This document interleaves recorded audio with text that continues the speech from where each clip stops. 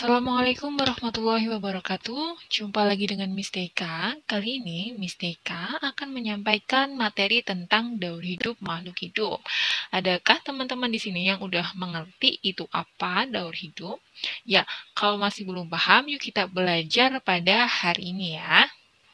Oke, pembahasan materi pada pertemuan kali ini kita akan membahas tentang daur hidup pada hewan, daur hidup pada tumbuhan, serta pelestarian hewan dan tumbuhan. Oke, yang pertama kita mulai dari daur hidup hewan. Ya, kira-kira daur hidup itu apa ya? Adakah teman-teman di sini yang udah tahu apa itu daur hidup? Ya, jadi daur hidup adalah serangkaian perubahan yang berkaitan dengan perkembangan makhluk hidup selama hidupnya. Jadi ada yang mengalami metamorfosis dan ada yang tidak mengalami metamorfosis. Jadi daur hidup ini makhluk hidupnya itu ada yang mengalami metamorfosis, juga ada yang tidak mengalami metamorfosis. Nah, kira-kira apa ya itu metamorfosis? Nah, dari tadi kan kita membahas tentang metamorfosis ya. Nah, kira-kira metamorfosis itu apa ya? Nah, jadi metamorfosis adalah tahap perubahan bentuk yang tampak berbeda yang dialami oleh hewan sejak menetas sampai menjadi hewan dewasa. Jadi daur hidup hewan itu kan tadi dengan metamorfosis sama yang tanpa metamorfosis. Nah, ini jenis-jenis dari daur hidupnya. Kayak kita pertama membahas hewan yang tidak mengalami metamorfosis terlebih dahulu ya. Oke. Daur hidup tanpa metamorfosis itu terjadi pada hewan yang tidak mengalami perubahan bentuk yang sangat berbeda. Jadi dari dia lahir itu tidak mengalami perubahan bentuk tubuh. Contohnya itu pada hewan ayam. Jadi ayam ketika menetas telurnya itu eh, hewannya itu berbentuk ayam. Jadi bukan sebuah seperti larva, itu bukan seperti itu. Jadi dari kecil sampai dewasa dia itu bentuknya tetap ayam ya. Nah, kemudian kucing. Kucing ketika melahirkan, dia itu melahirkan hewan kucing ya, tapi dalam bentuk yang lebih kecil daripada hewan dewasa. Jadi daur hidupnya itu dia hanya hanya bertambah besar ukurannya saja. Jadi bukan mengalami perubahan bentuk yang tadinya misalkan seperti ulat nanti berubah jadi hewan lain, tuh enggak. Jadi di dalam daur hidup yang tanpa metamorfosis, ketika dia lahir itu tidak mengalami perubahan bentuk tubuhnya. Nah, begitu pula dengan kambing atau dengan burung dan dengan ikan. Jadi mereka setelah menetas dari telur atau yang hewan mamalia itu yang beranak itu hasil anakannya itu tetap sama sampai dia itu dewasa. Cuman yang berbeda dia itu bertambah bertambah ukuran saja. Nah, sampai sini bisa dipahami ya. Oke, sekarang nih tadi yang ayam. Ini contoh gambar daur hidup ayamnya ya. Dari ayam dia bertelur. Nah, telurnya menetas menjadi anak ayam atau pitik ya kita sering menyebutnya. Nah, anak ayam ini dia nanti akan berubah menjadi dewasa. Dia tidak mengalami perubahan bentuk, hanya mengalami pertambahan ukuran dan beratnya saja. Jadi dia itu tidak mengalami metamorfosis. Nah, sampai sini bisa dipahami ya. Selanjutnya kita akan belajar tentang hewan yang mengalami metamorfosis. Nah, di sini hewan yang mengalami metamorfosis itu terbagi menjadi dua. Yang pertama ada metamorfosis sempurna dan metamorfosis yang tidak sempurna. Nah, metamorfosis sempurna itu bentuk tubuh saat lahir itu sangat berbeda dengan dewasa. Jadi kuncinya itu di sini, sangat berbeda perubahan bentuknya. Tetapi kalau metamorfosis tidak sempurna, bentuk tubuh hewan saat lahir itu tidak terlalu berbeda dengan bentuk dewasanya. Nah, contoh kita ke ini ya. Nah, di sini kira-kira contoh hewan yang mengalami metamorfosis sempurna itu yang pertama yang sering kita dengar adalah kupu-kupu ya. Jadi kupu-kupu kan dia bertelur. Nah, setelah bertelur, telurnya itu menetas menjadi ulat. Nah, hasil menetas dari ulat ini sangat berbeda dengan bentuk kupu-kupunya ya. Nah, ulatnya ini dia akan berubah menjadi kepompong. Setelah menjadi kepompong, barulah dia berubah menjadi kupu-kupu dewasa ya.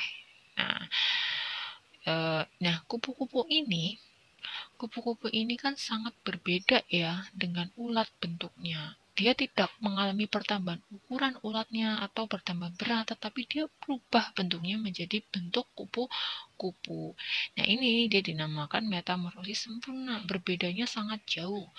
Sama dengan katak. Nah, katak bertelur, telurnya menghasilkan berudu. Nah, berudu ini dia akan berubah menjadi katak kecil ya. Nah, perubahan bentuk ini nih sangat berbeda sekali ya.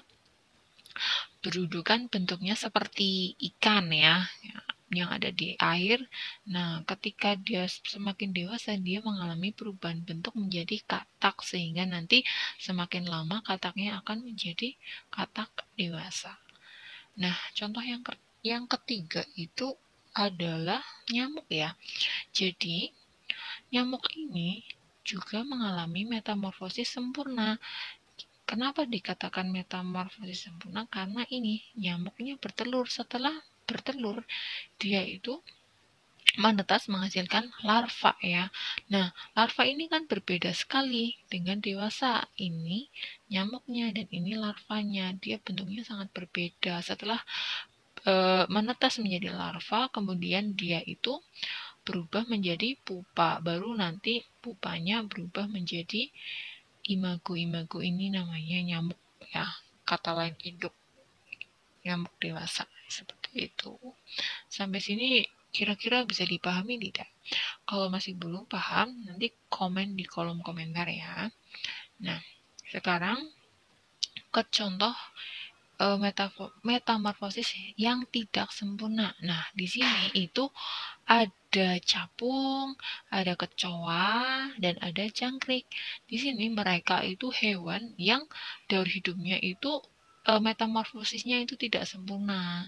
Kenapa tidak sempurna? Karena setelah menetas dari telur, bentuknya itu tidak terlalu berbeda dengan dewasanya. Contoh di sini ada nimfa capung dengan imago capung itu bentuknya tidak terlalu berbeda, hanya penambahan organ-organ tubuh seperti sayap dan ekor yang lebih panjang. Sama seperti ini kecoa.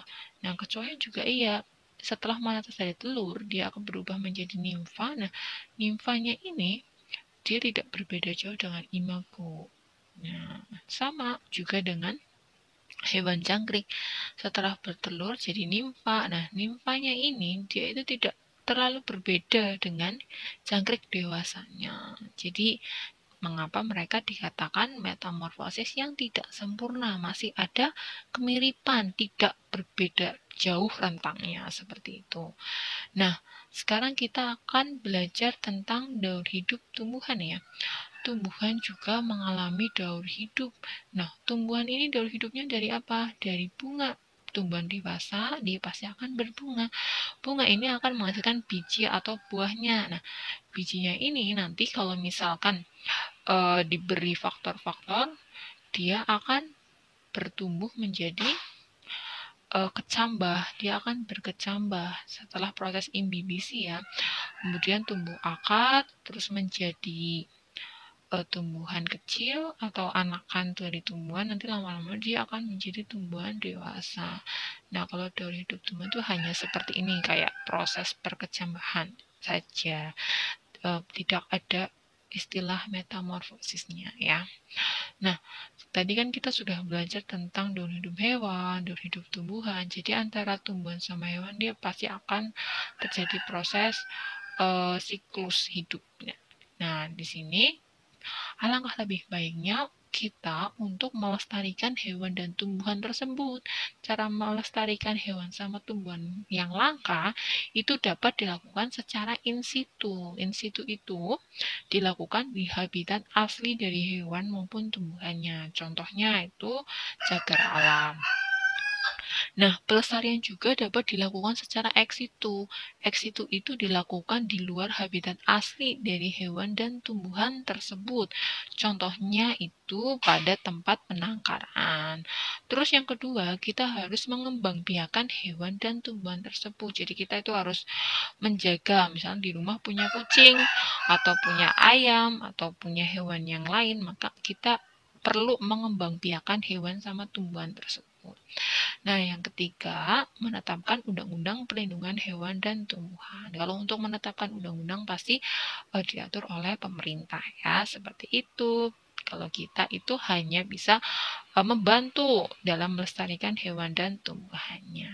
Oke, sekian dan terima kasih atas penjelasan Miss Deka hari ini. Mohon maaf apabila dalam menyampaikan terjadi kesalahan maupun kekurangan.